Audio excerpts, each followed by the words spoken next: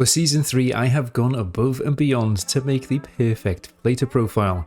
I've also created a super simple WeakAura Pack to help you learn when to use defensives or address key mechanics on bosses. These two combined will make your life so much easier for Week 1 Mythic Plus in Season 3. As always, everything you see in this video is free: the plater profile, the WeakAura set, and also a cheat sheet to give you a few tips to deal with adds and bosses Week 1 are all linked up in the description down below. If you would like anything else from my UI, it is all linked up for free over on Twitch. Again, just head over there and use the !UI command and you will get a Word doc explaining everything you need to install anything else. That's it for where to find stuff then. Let's get on with the video.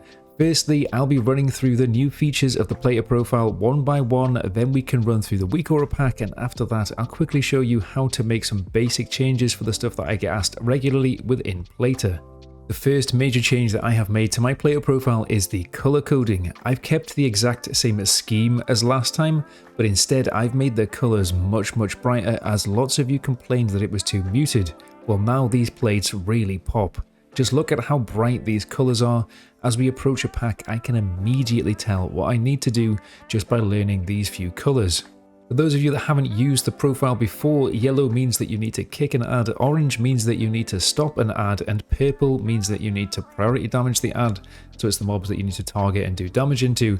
Bright pink then means that you need to do priority damage and also kick it. It is a combination of purple and yellow. The reason why this color coding is so good in my opinion is because it means when you walk into a pack, you immediately know what to do and what is happening without even thinking. Let's use this example from Everbloom. I immediately know, walking up to this pack, what I want to put on focus because I've got yellow mobs, and then I want to main target the purple mob to do efficient damage. I genuinely think as a DPS player this is exactly what you need when you don't know a dungeon particularly well. The next change that I've made then is to cast colors. So as always, high priority kicks I have marked up in orange. These are the ones you must interrupt, but now I have also made it so casts you need to stop have stop symbols in the cast bars and are bright yellow. Again, this makes it super obvious when you need to use kicks and stops without even learning what the mobs do. And probably my biggest change so far is that I have added in sound effects to all of the major abilities in dungeons. This includes interrupts, stops, frontals, mechanics that you need to dodge or hide from, as well as AoE sound effects notifying you when a mob is casting something particularly nasty that does a lot of damage.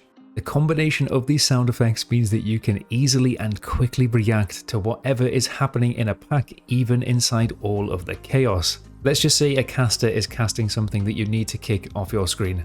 Well, now you get a notification and you can quickly turn around and kick it. Or let's say that you have a mob that does a massive unavoidable amount of AoE damage, but you've got a big pull going on and it's really hard to watch all of the plates at the same time. Well, now you know when that massive AoE damage is coming and the sound effects notify you, so you can react quickly, press a defensive and help out your healer and potentially save yourself from dying. Or another great example here, we have a mob that has some super nasty casts which you have to dodge. And I get the dodge sound effect as soon as the cast starts, so I know to watch out for the frost orbs that are spawning and to avoid that stun. The combination of knowing what a pack does with the plate colors and the cast bars and then being notified of what's happening with sound effects will make your life significantly easier in Season 3. I genuinely believe that plate is probably the best tool which I have in Mythic Plus, and I couldn't live without it, and I highly suggest you get it as well because honestly you will see IO gains by using something like this. If you want to use these sound effects you will have to install another add-on, but it really is that simple. Just install the add-ons in the description and it will work. There is nothing else to it. If you also don't want the sound effects, simply don't install the add-on and you can just have the color coding set up by itself. They both work completely independently. There are no issues. And for the final thing that I have created a WeakAura set to track when you need to do critical things on bosses.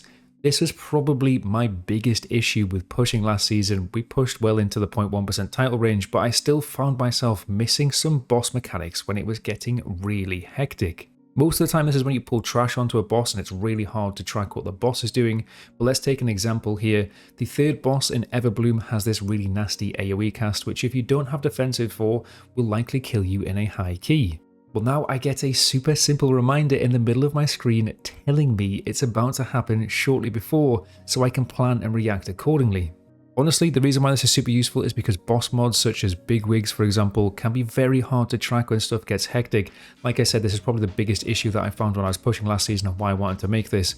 But I'm telling you, this WeakAura Pack will absolutely make sure that you do not miss these key abilities and you will know when to react. There really aren't many of these notifications. Maximum there will be one notification per boss, but it again will absolutely help you survive from week 1 of the new season, as you will instantly know when to use defensives, when you're going to hide from a boss, or when you need to stack up with your group.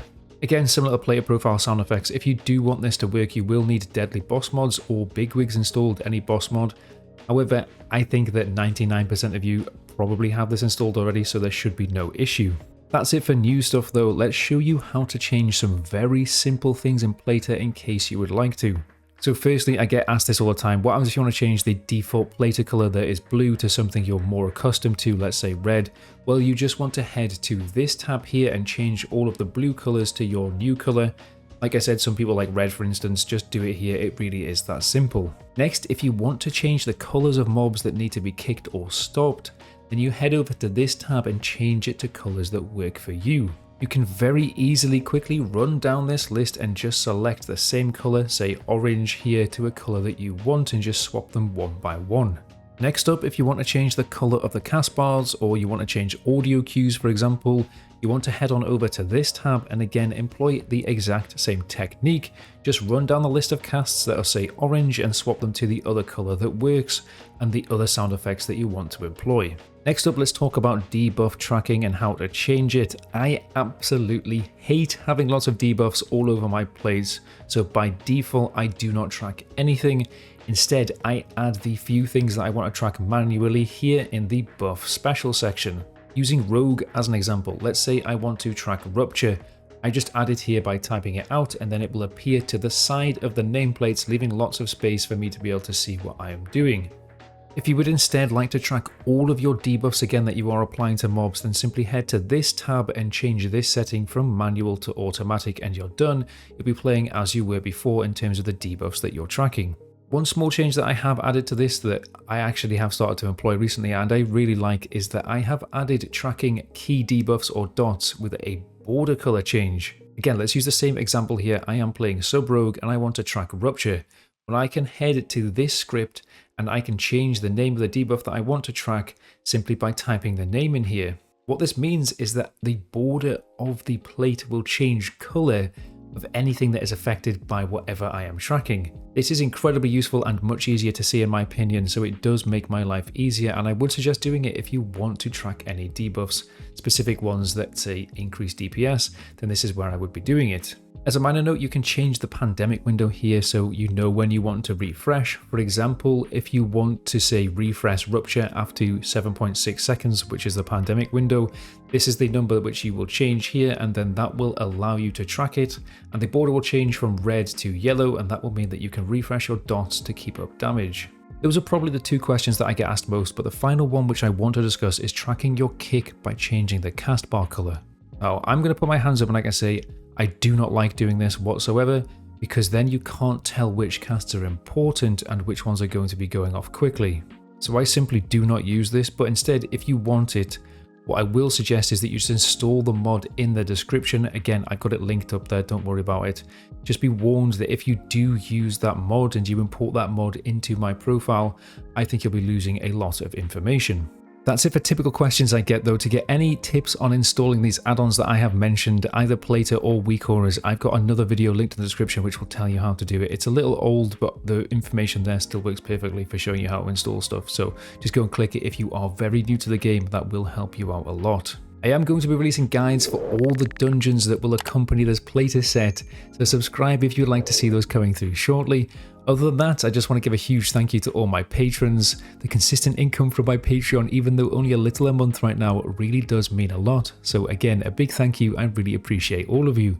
If you'd also like to potentially support me beyond a thumbs up and a subscribe, you could head on over there and check out what I offer in return. I do offer some UI help as well as early access to any guides that I put out, so if that sounds interesting to you, head on over and see what I offer. And finally, if you have enjoyed this episode, hopefully we will see you guys in the next one. Peace.